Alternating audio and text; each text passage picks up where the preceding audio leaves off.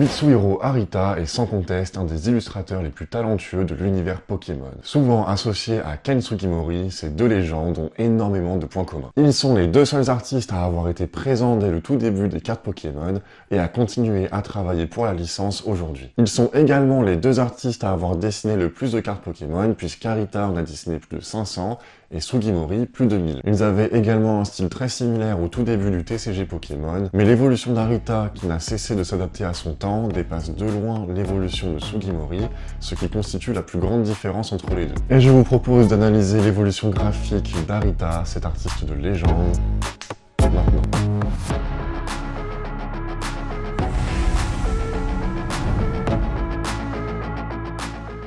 Mitsuhiro Arita a commencé sa carrière en travaillant pour Pokémon Company, qui lui a assez fait confiance pour lui confier la création de 19 cartes du set de base, dont les très réussis Léviator, Pikachu, Florizarre ou encore Dracofeu. Son style d'antan était très proche de celui des autres illustrateurs, avec l'utilisation principalement de l'aquarelle et du pastel, créant ainsi des couleurs qu'on qualifierait aujourd'hui de vintage, avec des textures créées par l'utilisation du blanc. Mais déjà à cette époque, il se démarque des autres illustrateurs grâce à des compositions originales. Contrairement à Ken Sugimori, il dessine lui-même ses arrière-plans, ce qui se ressent immédiatement puisque les Pokémon font partie intégrante du décor. D'ailleurs, j'ai fait une vidéo complète sur Sugimori et je vous invite à la regarder après celle-ci pour avoir une vision bien plus globale et donc bien plus intéressante. Mais revenons à Arita qui a une vision bien différente de celle de ses collègues. Il comprend immédiatement ce que certains mettront des années à appliquer et qui est aujourd'hui la norme. Le Pokémon ne doit pas simplement être représenté, le but est de créer une mise en scène complète qui crée un univers et qui permet aux spectateurs de rêver. Et en appliquant ceci,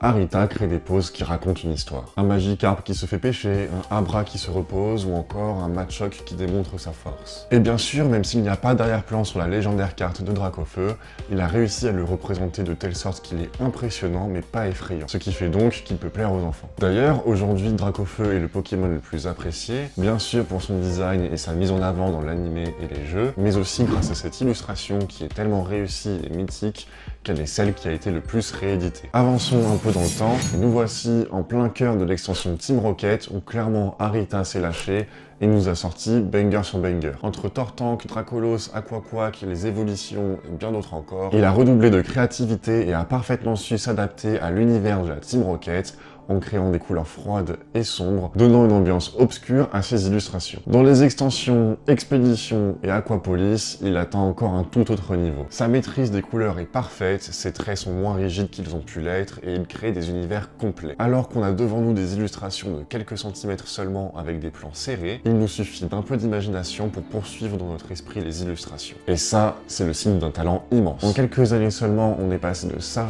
qui était déjà très réussi et travaillé, à ça. Son style a énormément évolué et il ne va pas s'arrêter en si bon chemin. Nous voilà désormais dans le bloc X. Et qui dit bloc X dit utilisation partielle de la 3D et couleurs plus nuancées. Là où dans le bloc Wizards, il utilisait déjà des plans en plongée ou contre-plongée, dans le bloc X, il les maîtrise parfaitement, comme nous le démontre cet Sprint, qui est aussi élégant qu'à son habitude, mais surtout bien plus impressionnant. Et ça passe par une contre-plongée très accentuée, mise en valeur par l'angle de l'illustration, qui grandit artificiellement le Pokémon. La lumière venant d'en dessous et son regard perçant accentuent ce phénomène, et cette fois-ci, au lieu des contours noirs habituels, Arita décide de les dessiner en jaune, symbolisant l'électricité du Pokémon et donc son pouvoir. L'arrière-plan est très travaillé, bien qu'à première vue, il puisse paraître seulement sombre. Et l'Sprint est dressé sur du bois mort, symbole de destruction, et se tire devant la lisière d'une forêt, très détaillée grâce à un contraste maîtrisé, apportant de la lumière derrière les arbres. Puis le ciel s'obscurcit à nouveau pour coller à l'ambiance sombre de la carte. De cette masse de nuages noirs surgit au coin de la carte et au-dessus de la tête d'Elexprint des éclairs de flammes, mettant en exergue son côté destructeur. Le tout est parfaitement lié par une pluie très discrète. En bref, cette illustration est parfaitement réalisée et c'est loin d'être la seule. Arita brille également avec Team Rocket Returns, que ce soit avec des illustrations de cartes rares ou de cartes X. Il continue ensuite à créer des illustrations magnifiques comme ce Tyrannosif de X Espèce Delta ou encore ce Deoxys ou ce Rayquaza de X Fantomolon. Et là où il réussit particulièrement bien, c'est à transmettre le changement de type des Pokémon Espèce Delta grâce à sa maîtrise de la couleur qui donne une aura obscure à Deoxys ou aquatique à Rayquaza. Il y a encore plein de cartes qu'il a réalisées dont j'aimerais vous parler, comme ce Salamèche qui est pour moi le plus beau jamais réalisé de tout le TCG Pokémon, et bien d'autres cartes encore. Mais j'aimerais éviter de faire une vidéo trop longue, donc passons au bloc Diamant et Perle. Il s'illustre encore une fois parfaitement avec un Wailord si impressionnant qu'il est capable de déformer l'océan en ouvrant sa bouche. Il est également capable de faire une illustration de Simiabras, Pokémon de type feu et combat, mettant largement en avant son type combat, chose qu'on ne retrouve que rarement dans les cartes Pokémon de double type. Dans Heart Gold Soul Silver, il crée un Léviator inspiré de la grande vague de Kanagawa par Okuzai, et nous le verrons à la fin de la vidéo, mais c'est loin d'être la seule référence à la culture traditionnelle japonaise qu'il a utilisée. Il a d'ailleurs réutilisé la même inspiration que pour le Léviator pour créer un Magikarp qui est tout aussi réussi. On saute quelques étapes pour passer tout de suite au bloc XY,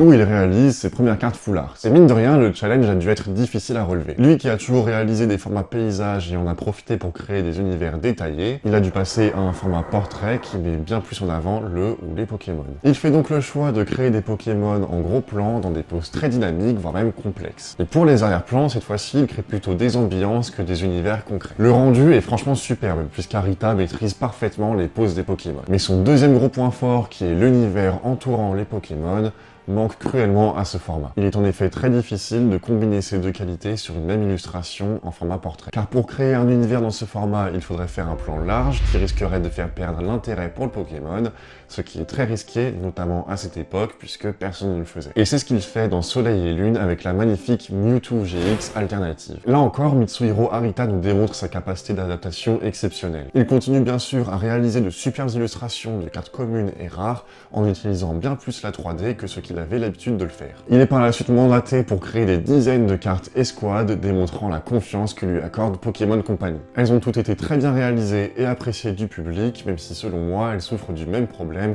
que les cartes full art de XY. Mais pour en revenir sur la comparaison avec Ken Sugimori, il le dit lui-même. Sugimori a eu du mal à s'adapter au nouveau style d'illustration et au nouveau format, et a d'ailleurs réalisé très peu de cartes full art. Ce qui est donc très différent de l'évolution d'Arita. Durant le bloc épée et bouclier, Arita travaille sur plusieurs cartes alternatives et arrive donc à concilier ses deux points forts, ses poses et ses univers. Il crée du mouvement dans ses cartes qui apparaissent comme des photos, ou alors crée de véritables tableaux colorés et créatifs. Pour finir de démontrer son talent, il a dessiné la Lugia V non alternative de Tempête Argentée, et c'est très probablement la V basique la mieux réussie de tout le bloc, rehaussant largement le niveau des autres. Et là, vu qu'on a fait le bloc épée et bouclier, vous vous dites sûrement que la vidéo est finie et que vous pouvez la quitter. Minute Papillusion, moi je vous vois, hein. Vous risqueriez de manquer les plus belles créations d'Arita. Il a participé à la création de la Standbox sortie en 2021, que vous voyez juste là. Ouais, on flex un peu. Et dans cette Standbox se trouvent deux magnifiques cartes réalisées par Arita. Elles sont très différentes de toutes celles que je vous ai présentées jusqu'à présent et sont inspirées d'estampes japonaises. Voilà donc Nigosier et Pikachu. Nigosier est inspiré de la magnifique estampe Moon Goose, traduit littéralement Oie lunaire. Arita rend un magnifique hommage au Japon de l'époque d'Edo et prend peu de liberté dans la composition de l'illustration. La carte donne l'impression d'être une vraie estampe et c'est une première pour Pokémon. Pikachu, quant à lui, est inspiré de Beauty Looking Back, traduit littéralement par beauté regardant derrière elle. Arita s'est permis ici de prendre plus de liberté dans la composition, en changeant la couleur d'arrière-plan et en proposant un plan plus serré. Le résultat est magnifique et ces deux cartes font partie des plus belles et des plus originales jamais créées. Vous l'aurez compris, Arita a été capable de s'adapter à son temps et à faire évoluer son style pour le faire correspondre à l'ère actuelle et aux exigences de Pokémon Company. Il n'a cessé de progresser depuis son début de carrière en 96, à tel point qu'on peut se demander s'il a déjà atteint son prime ou si le meilleur reste à venir. Il a une maîtrise des couleurs rarement vues chez Pokémon Company et est capable de créer des Pokémon ancrés dans un univers, et ce dernier point est celui qui le distingue majoritairement de Ken Sugimori. Ce dernier est aussi une légende du TCG Pokémon, mais ne réalisant pas lui-même ses arrière-plans, les poses des Pokémon ne sont pas forcément ancrées avec les décors, les compositions sont souvent moins organiques et ça se ressent. Ce qui fait que pour moi, Mitsuhiro Arita est le plus grand illustrateur de cartes Pokémon devant Ken Sugimori, bien que ce soit deux légendes qui ont largement mérité ce titre et que j'apprécie énormément. Et vous êtes plutôt Mitsuhiro Arita ou Ken Sugimori? Dites-le moi en commentaire, ou mieux, dites-le moi sur Instagram, je vais créer un sondage très bientôt, comme ça, la question sera réglée. Et aussi, je vous ferai très prochainement une annonce sur mon Insta qui devrait vous plaire, donc restez au courant. C'était Léo de Mimesis, je vous dis à la prochaine. Ciao.